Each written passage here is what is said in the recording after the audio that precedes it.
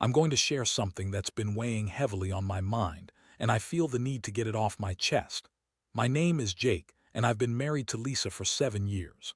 On the surface, we had what most people would call a perfect marriage. We had a beautiful house in a decent neighborhood, a growing circle of friends, and both had good jobs. Lisa was a talented graphic designer, and I worked as a project manager in a tech company. Life was good, or at least it seemed that way. But like many things that look perfect from the outside, there were cracks beneath the surface. Over the last few months, I had started noticing subtle changes in Lisa. She was more distant, often lost in her phone, and her late-night work sessions seemed to stretch longer and longer. I brushed it off as the typical stress that comes with work. After all, the design world can be demanding. But then the little things started to pile up. She wasn't as interested in spending time together, and our usual weekend plans were often met with excuses about needing to catch up on work or wanting to hang out with her friends. I remember the day everything changed. It started like any other Sunday. I was lounging on the couch, half watching a football game while scrolling through social media. Lisa was in the kitchen, and for a moment I could hear her on the phone. Her voice was lower than usual. I didn't think much of it until I saw her texting furiously while pretending to be engrossed in a cooking show. My gut instinct kicked in. Something was off. Later that week, I decided to take a peek into her phone while she was in the shower. It was a risky move, but my instincts were screaming at me. I found messages that made my stomach drop. They were flirty, filled with heart emojis and promises of meeting up. I panicked, my heart racing as I realized that Lisa was cheating on me. The name that kept popping up was Ryan, her life coach. I couldn't believe it. Why would she need a life coach? Our life was fine. The next few days were a blur of emotions: anger, betrayal, confusion. I felt like a volcano ready to erupt, but I was also terrified.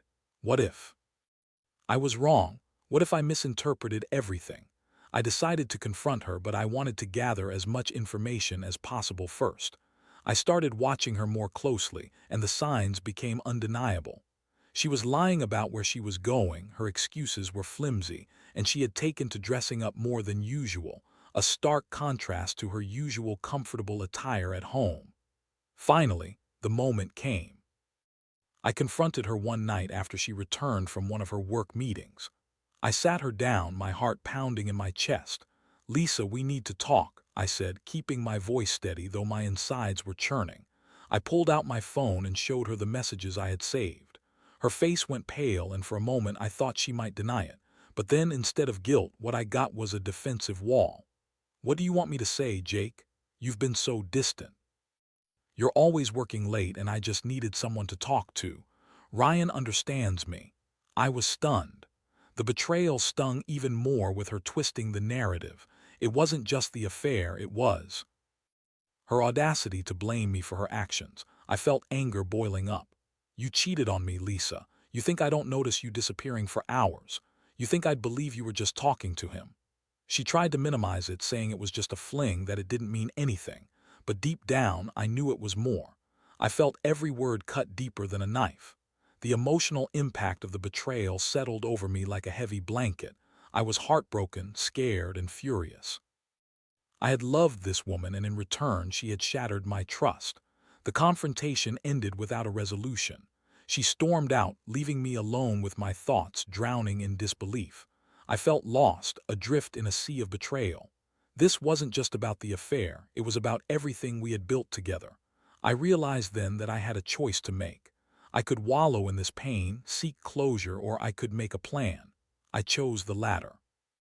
I needed to reclaim my sense of self, and more importantly, I needed to deal with Ryan. He may have been her coach, but I was about to turn the tables. Was I ready for what lay ahead? I wasn't sure, but I knew I couldn't let this betrayal go unpunished. Needless to say, I was about to embark on a very different journey than I had planned for the rest of my life.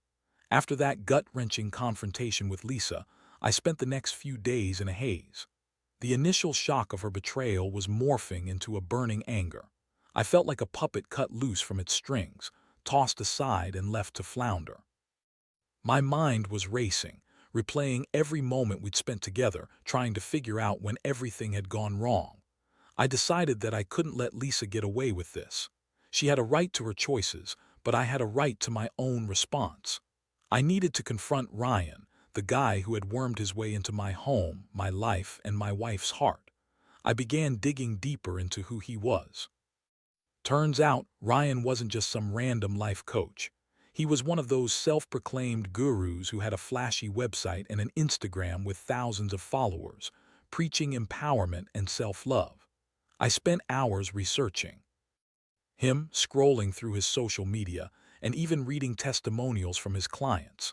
Most were positive, raving about how he had transformed their lives. I was angry that he could influence people while hiding behind a facade of positivity and guidance. I felt a plan brewing in my mind, one that would not only hurt Ryan, but would also make Lisa see the consequences of her infidelity. I decided to approach him under the guise of a potential client. I set up an appointment for a consultation, telling him that I was struggling with some personal issues and was looking for direction. When the day arrived, I dressed sharply, wanting to give off an air of seriousness and confidence.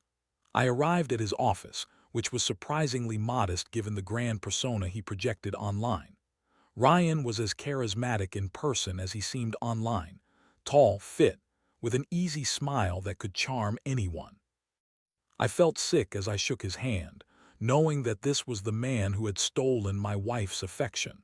We sat down, and he began asking me probing questions about my life.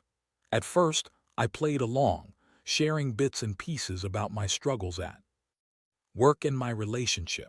Then I flipped the script. You know, I read some of the testimonials on your site. People really seem to love you, Ryan, but tell me, how do you handle it when things go wrong, like when you mess up? He laughed it off, talking about the importance of resilience and learning from failures. I pressed on. But what if you're the one causing the mess? How do you deal with that? His smile faltered for a brief moment, but he regained his composure. Well, nobody's perfect. I believe in transparency and accountability. If I make a mistake, I own it. I leaned forward, keeping my voice steady but firm. What if the mistake involves a marriage, like, say, yours? His face paled. I'm not married, he said, his tone defensive. Oh, I know, but you seem to have a knack for getting involved with people who are. Let's talk about Lisa, shall we? The air shifted in the room. I watched as the realization dawned on him. This wasn't going to be a typical coaching session. I laid it all out. Her late-night texts, the time she spent with him, and how she had lied to me.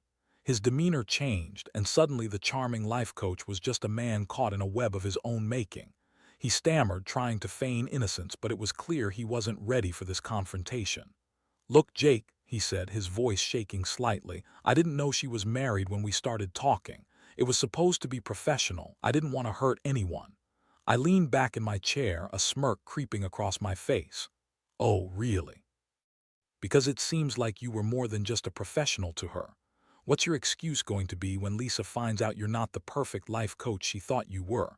What's she going to think when I tell her about our little chat? His eyes widened, and I knew I had him cornered. I wasn't just here to throw blame. I was here to ruin his reputation. I had put so much energy into this, and I wasn't about to back down. You see, Ryan, you've built this whole persona around being a life coach. But what happens when your clients find out you're just a guy who takes advantage of vulnerable women? The color drained from his face.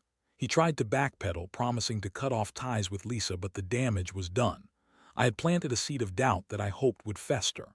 I wanted to dismantle his carefully crafted image piece by piece. As I walked out of his office, I felt a sense of satisfaction. I knew that I had just begun to turn the tides. Returning home, I felt a mixture of emotions, victorious yet still heavy with sorrow. Would this be enough to make Lisa see the truth? Would she realize what she had lost? As the days went by, I watched her closely, waiting for the fallout of my confrontation with Ryan to reach her. Would she confront him? Would she end things? Or would she continue to lie? I was ready for whatever came next. After all, if she wanted to play games, then it was time for me to play too. In the days that followed my confrontation with Ryan, I kept my distance from Lisa, carefully observing her as if I were studying a subject in a lab. The atmosphere in our home was tense. She seemed oblivious to the storm brewing beneath the surface. I played the role of the dutiful husband, going about my daily routine, pretending everything was fine. But inside, I was a volcano waiting to erupt.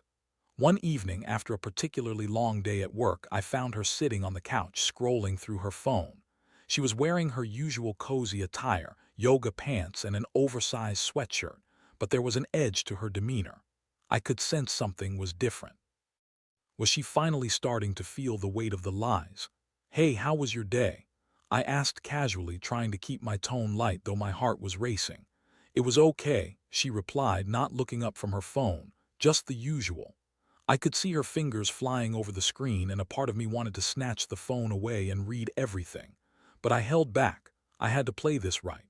Instead, I chose to let the silence hang heavily between us like a thick fog. After a few moments, she finally glanced up, her expression shifting to one of concern. "Jake, are you okay? You seem off lately." "I'm fine," I lied, forcing a smile. "Just tired from work." But the truth was, I felt far from fine. I was a mix of emotions, anger, betrayal, and a strange sense of power. I had taken steps to dismantle Ryan's reputation, but I wasn't done yet. I needed to see how this would play out. The following day, I learned from a mutual friend that Lisa had been in touch with Ryan again. I felt a surge of fury. I had barely put a dent in his life, and here she was, reaching out again. It was time to escalate my plan. I knew I had to confront her directly about it. That evening, I broached the subject. "Lisa, can we talk?" She looked up, her eyes filled with a mix of curiosity and apprehension. "Sure, what's up?" I took a deep breath, steeling myself. "I need to know if you've spoken to Ryan again." Her expression shifted immediately. I could see the defensiveness rising. "Why do you care? You're the one who doesn't trust me." "Because I have a right to know," I shot back, my voice steady.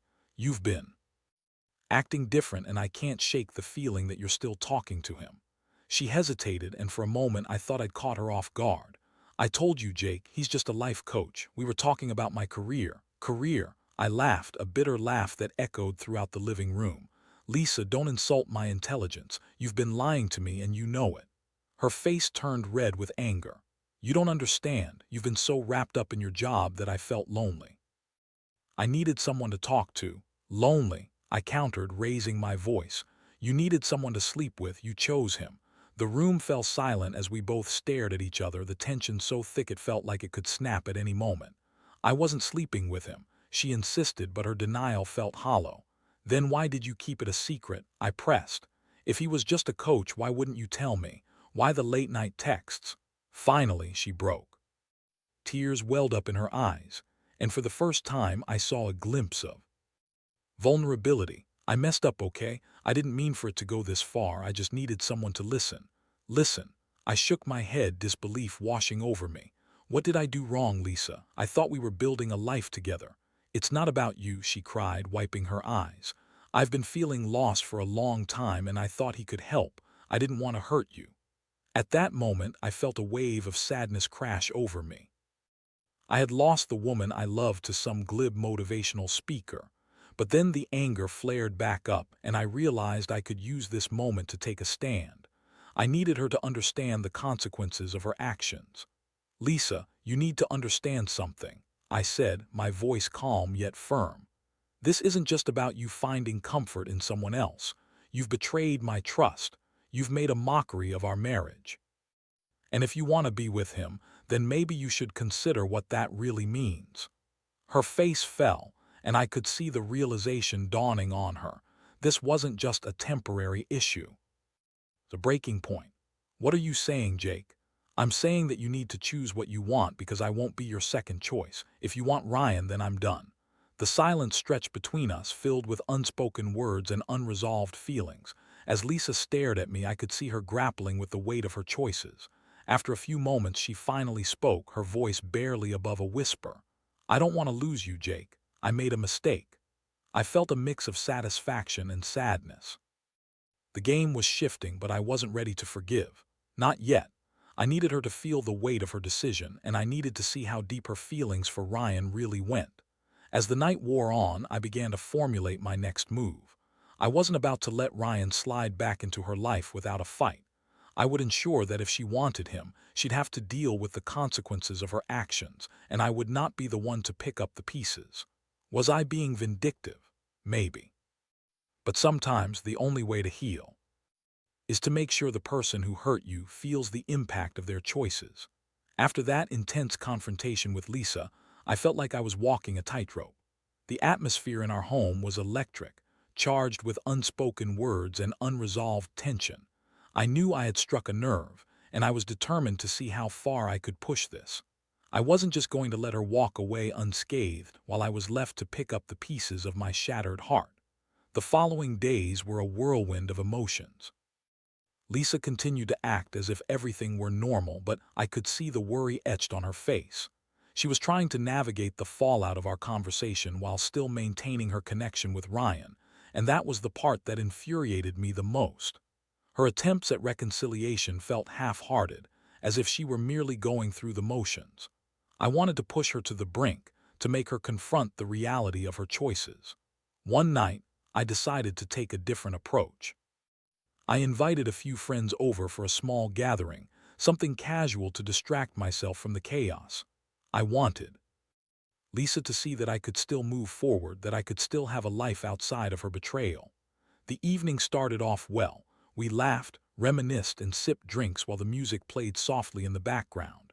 But I knew I had to drop the bombshell eventually. As the night wore on, I finally gathered my friends in the living room, Lisa sitting quietly on the couch, her eyes darting between us. "Hey, everyone, I want to share something," I said, my voice steady but laced with an edge of mischief. I found out that my beautiful wife has been getting some guidance from a life coach, but not just any life coach. It's Ryan, the guy she's been texting behind my back. The room fell silent. I could see the shock on their faces as they processed what I had just said. Lisa's eyes widened and her jaw dropped. "Jake, she pleaded, but it was too late. I was on a roll. "Yeah, that's right. She's been confiding in him, seeking advice or whatever you want to call it, while I've been here, supporting her and building our life together." I looked around at my friends. I just thought you guys should know who we're really dealing with here. I could see Lisa's face flush with embarrassment and anger, her facade cracking as she realized I wasn't playing fair anymore. She shot me a glare that could cut glass, but I was done being the good husband. "Jake, this isn't fair," she finally erupted, standing up abruptly. "You're trying to ruin me in front of our friends. I made a mistake, and you're acting like I'm some sort of monster." "No, Lisa, you're not a monster. You're just lost, and it's time you face the consequences of your actions." My friends shifted uncomfortably, unsure of what to do. Some looked away while others exchanged glances, clearly caught in the crossfire of our escalating fight. One of my friends, Dave, spoke up cautiously. "Hey, maybe we should all just take a breather." But I wasn't done. "No, let's not pretend everything is fine. Lisa has been talking to Ryan, and who knows what else has gone on. I just want you all to be aware of the kind of person she's choosing to confide in." Lisa's hands trembled as she tried to regain control of the situation. "You think this is going to help anything? You're just making things worse." "Maybe that's the point," I retorted, feeling the adrenaline surge. I wanted her to feel the impact of her choice, to realize that her actions had consequences. "Maybe you need to understand that you don't get to play the victim here. You made a choice, and now you have to deal with it." The tension in the room was palpable. My friends exchanged awkward glances, unsure whether to intervene or let the chaos unfold. But I didn't care. I wanted to make my point loud and clear. Lisa's expression shifted from anger to desperation. "Jake, please, I messed up, but you don't have to do this. I don't want to lose you." It was a plea laced with genuine fear, and for a moment I felt a flicker of sympathy. But then I remembered the betrayal, the lies, and the way she had turned our life upside down. Why should I be the one to save her from the mess she'd created? "I need time to think, Lisa," I finally said, my voice steady. "You need to figure out what you really want. If it's Ryan, then you need to face the consequences of that choice." With that, I turned away, leaving her standing there, surrounded by our friends, her world crumbling before her. The evening ended awkwardly, my friends trying to lighten the mood, but the damage was done. I had thrown a spotlight on her betrayal, and I could only hope it would force her to confront the reality of her situation. In the days that followed, I watched closely for any signs of change in her. Would she finally sever ties with Ryan? Would she come to terms with the consequences of her actions? Or would she continue to try and manipulate the narrative, portraying herself as the victim in all of this? I was ready for whatever came next. My heart felt heavy with sadness, but I also felt a strange sense of empowerment. I was taking control of my narrative, refusing to be the one left in the shadows. This was my life, and I was going to reclaim it, one way or another. The aftermath of that explosive evening hung over our home like a thick fog, suffocating and stifling. I could feel the tension between Lisa and me, a constant reminder of the betrayal that had shaken the very foundation of our marriage. For days, we navigated around each other like two ships passing in the night, avoiding direct confrontation yet feeling the weight of unspoken words pressing down on us.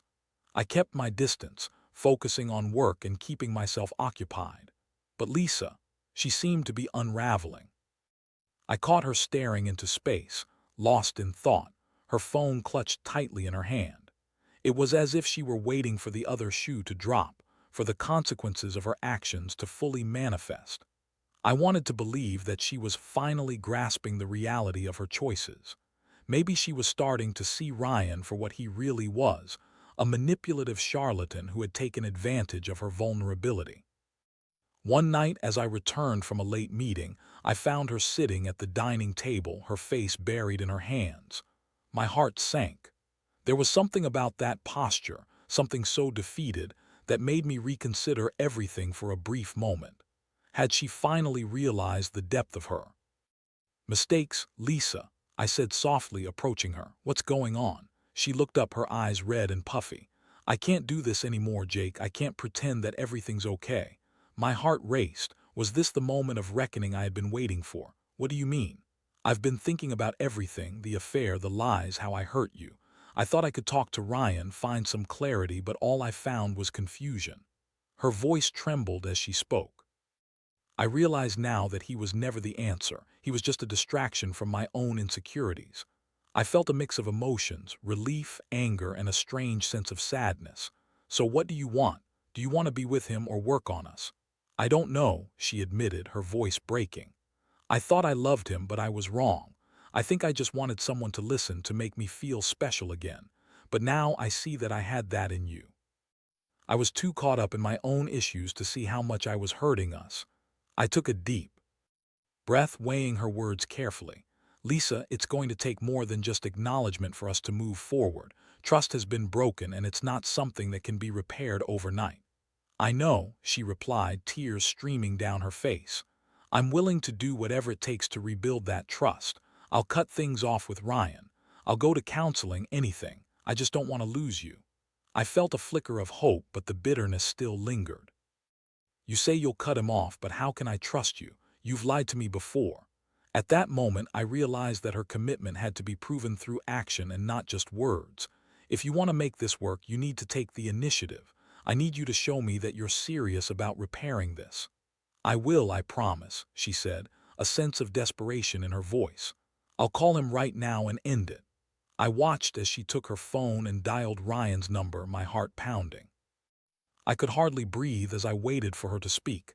Hey, Ryan, she said, her voice steady despite the tremor in her hands. We need to talk. I can't do this anymore.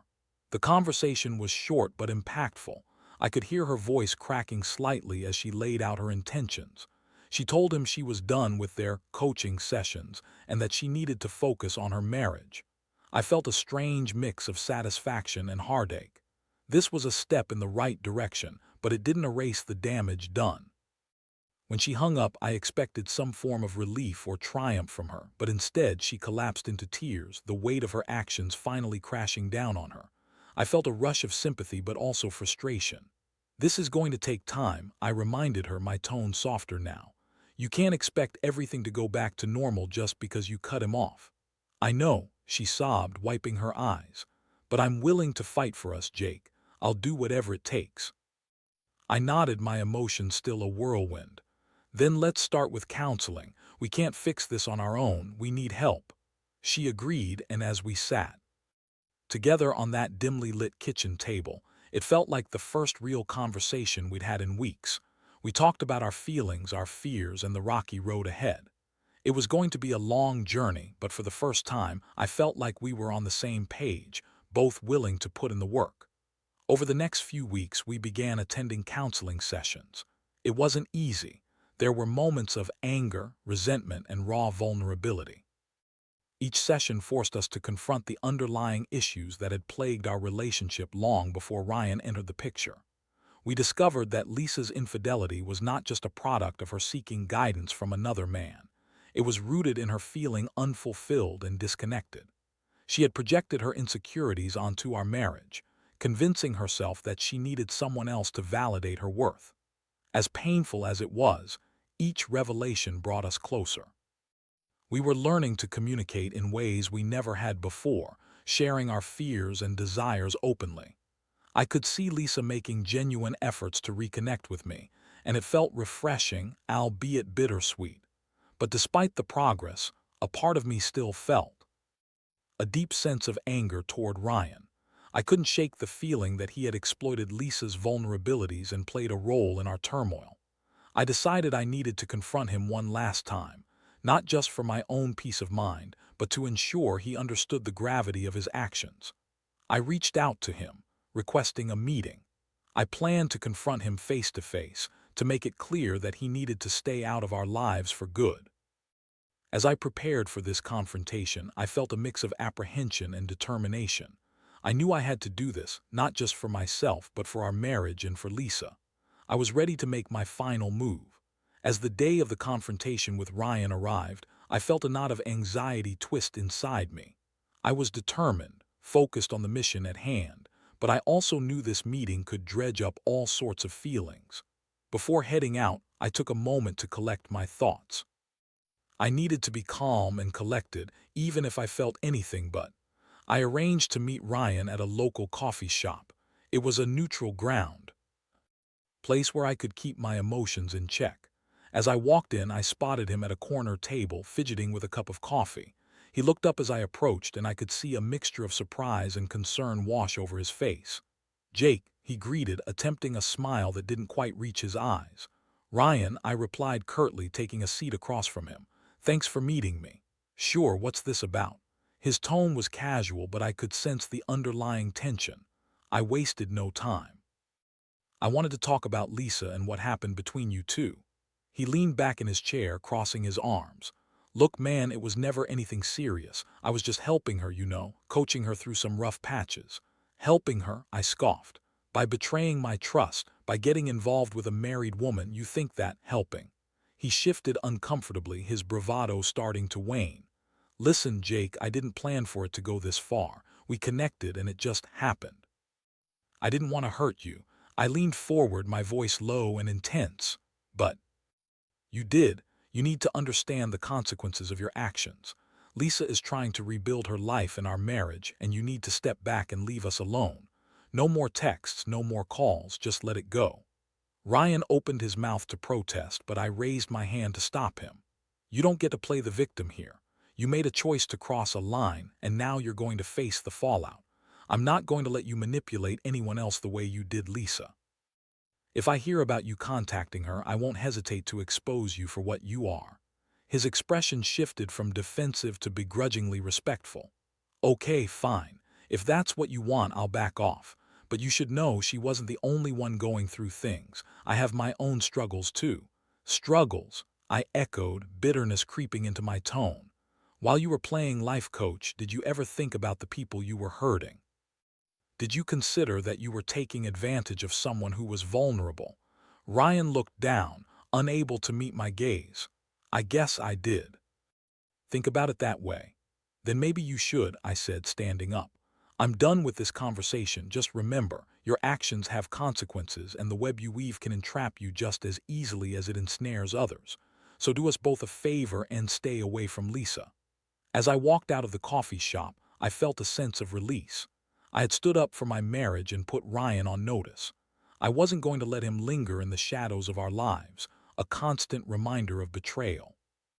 Returning home, I found Lisa in the living room, her posture slightly tense as I entered.